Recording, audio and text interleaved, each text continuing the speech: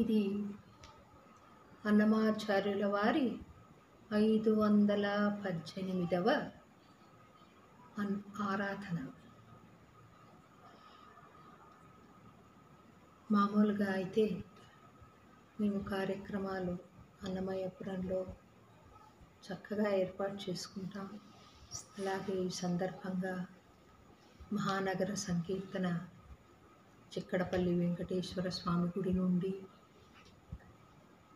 Tank bund అన్నమాచార్యుల వారి విగ్రహం వరకు సంకీర్తనాగానం చేసుకుంటూ వెళ్ళి అక్కడ గోష్ఠి గానం, పూజాది కార్యక్రమాలు నిర్వహించడం మాకు సాంప్రదాయంగా వస్తోంది.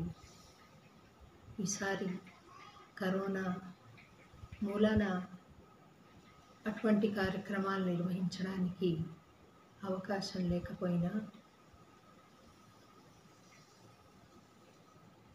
మహానుభావుడు అన్నమాచార్యుల వారు పరిమితమైన ఒక దేహాన్ని వదిలి తన ఆత్మను పరమాత్మలో విలీనం చేస్తూ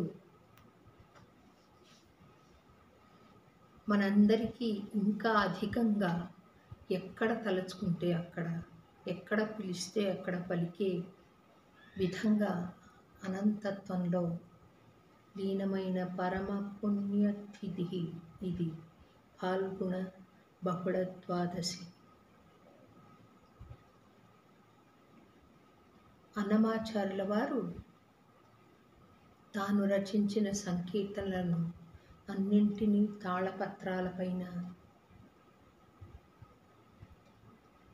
గంటంతో రాసి ఆ తాళపత్రాలన్నింటినీ తీసుకుని ఫాల్గుణ బహుళ ద్వాదశి రోజున స్వామి ఆలయానికి వెళ్ళి స్వామి ముందు ఆ తాళపత్రాలన్నింటినీ నివేదన చేసి స్వామి ముఖంలోకి ఒక్కసారి చూస్తే ఆ చిరునవ్వులో అన్నమయ్యకేదో వెలితి గోచరించింది. ఎందుకు స్వామి నీ అందమైన నవ్వులో ఆ వెలితి? ఈ దీనుడు నీకు ఇంకేం చేయగలుగుతాడు? కావాలంటే ఇంకొక పాట పాడగలుగుతానంతే అని చెప్పి తన దండి శృతులను కూర్చుకుని దాచుకో నీ పాదాలకు తగ నీ చేసిన పూజలివి, పూచి నీ కీరితి రూపు పుష్పములు ఇవి అయ్యా.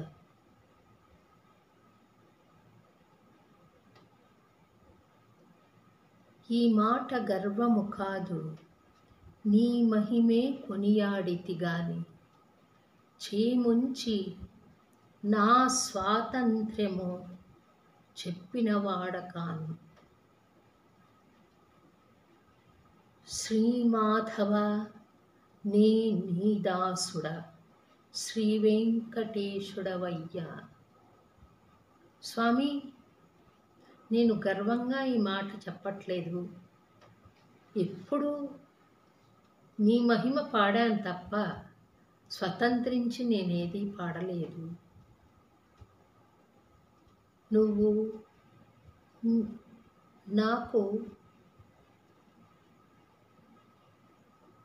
యజమానివి, నాయకుడివి, నేను నీకు దాసుణ్ణి స్వామి. శ్రీమాధవ నీ దాసుడా అని స్వామి పాదాలపైన ఆ మాట అంటూ ఆ పాట పాడగానే ఎక్కడి నుండో ఒక తాళపత్రం ఎగురుకుంటూ రావడం, స్వామి పాదాల మీద పడ్డం, ఆ తాళపత్రం అన్నమయ్య చూస్తే అందులో ఈ పాట ఉండడం, ఆ సంకీర్తనతో 32,000 కీర్తనలు లేదా అన్నమయ్య ఎన్ని కీర్తనలు రాయాలనుకున్నారో అన్నీ పరిసమాప్తం అవ్వడం, పాలు పోసి పెంచిన నా పాలి వెంకటేశ, నీ తోలు బొమ్మ జుమ్మి అని అన్నమయ్య వెంకటేశ్వర స్వామి పాదాలపైన తలవాల్చి తన ప్రాణవాయువును అనంత వాయువుల్లో లీనం చేసిన పుణ్యతిథి ఇది.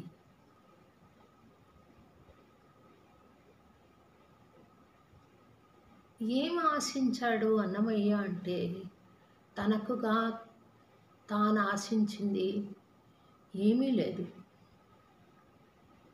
తాను ఆశించింది సమాజానికి ఒక సందేశం అందిద్దామని. తాను ఆశించింది భగవంతుడితో తాను అనుసంధానం చేసుకుందామని. అంతే తప్ప ఒక కొబ్బరికాయ కొట్టి మనం కోరినట్టుగా నాకు ఉద్యోగం కావాలి, నాకు పెళ్ళి కావాలి, నాకు పిల్లలు కావాలి, నాకు అది కావాలి, ఇది కావాలి, వాళ్ళపైన నేను ఆధిపత్యం వహించాలి, వాళ్ళు నాకు తక్కువైపోవాలి, ఇలాంటి స్వార్థపూరితమైన చింతన దివిటీ పట్టి వెతికినా ఆయన మనసులో కనపడదు.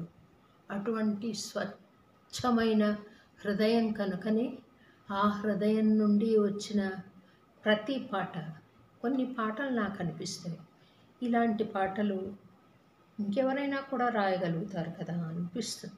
చాలా ప్రతిభ ఉన్న రచయితలు, వాగ్గేయకారులు ఉండవచ్చు. కొన్ని అసాధ్యంలేండి, కొన్ని పాటలు అనిపిస్తాయి. మరి ఎందుకు ఆ పాటలు కూడా అంత అమోఘంగా, అంత పవిత్రంగా, అంత విలువైనవిగా అనిపిస్తాయనంటే, అంత పవిత్ర హృదయం నుండి ఆ పాట వచ్చింది కాబట్టి.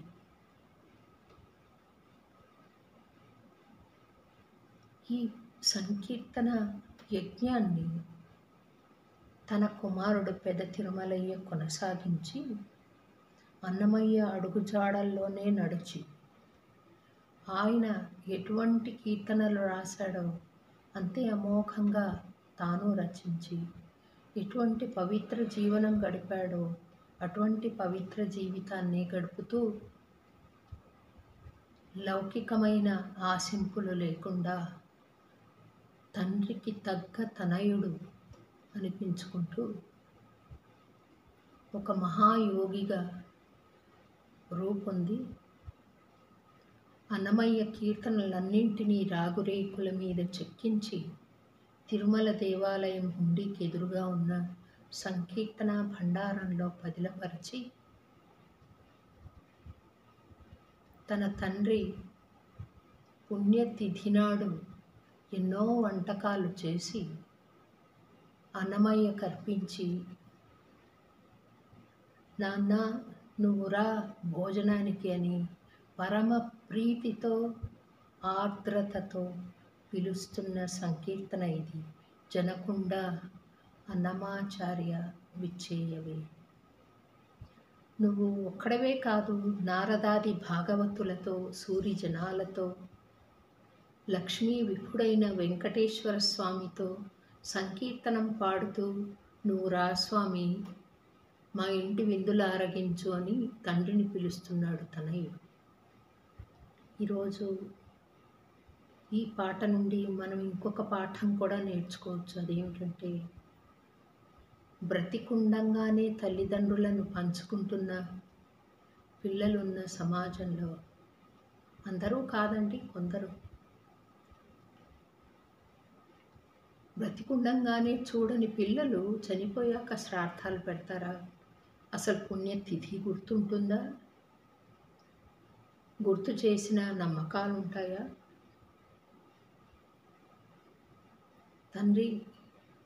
తల్లిదండ్రులు పోయారంటే కూడా చూడటానికి విదేశాల నుండి రాలేని దుస్థితి, ఉద్యోగాలు పోతాయని.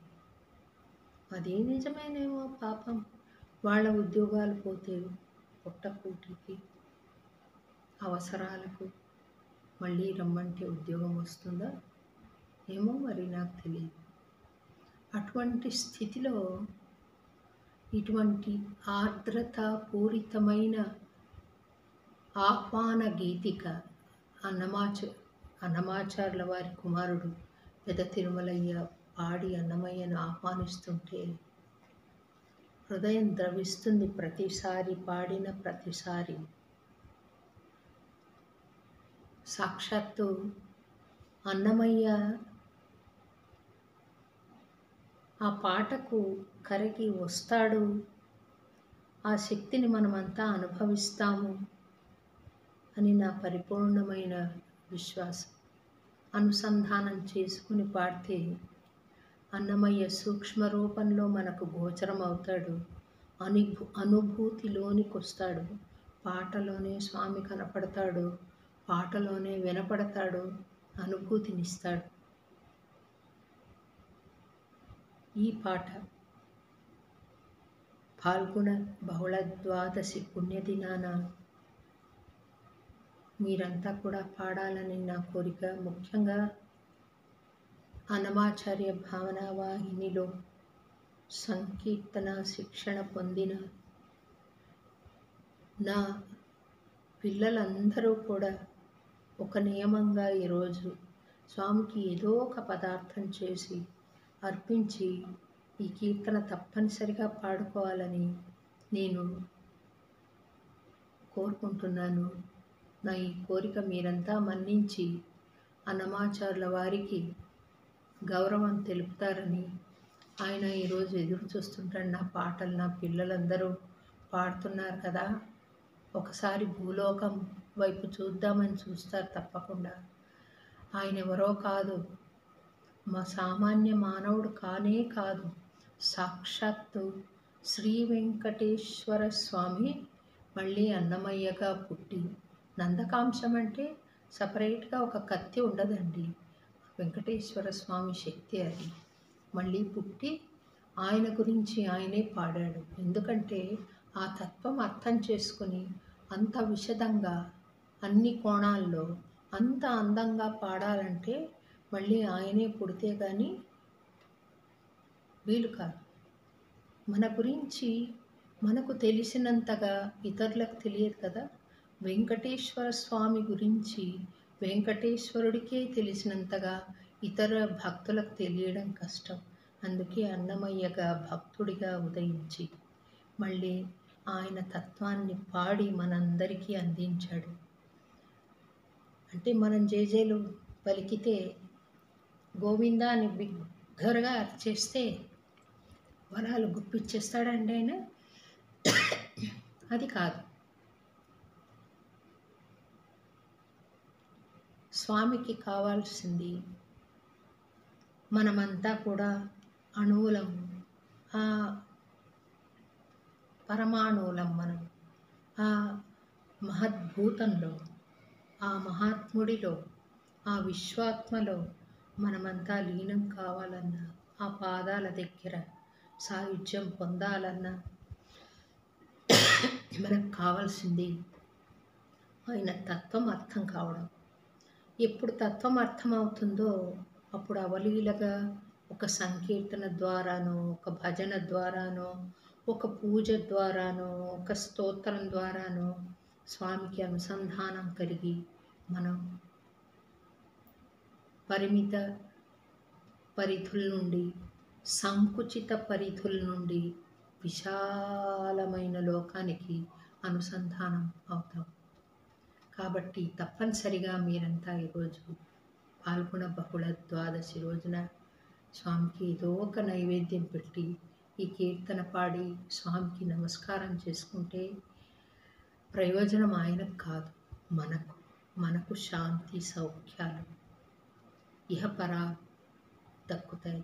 అవన్నీ మీ అందరికీ అన్నమాచార్యుల వారు శ్రీ వెంకటేశ్వర స్వామి మెండుగా అనుగ్రహించాలని, మీరంతా సుఖశాంతులతో సుదీర్ఘ జీవనం సాగించాలని నేను మనసా కోరుకుంటూ సెలవు తీసుకుంటాను.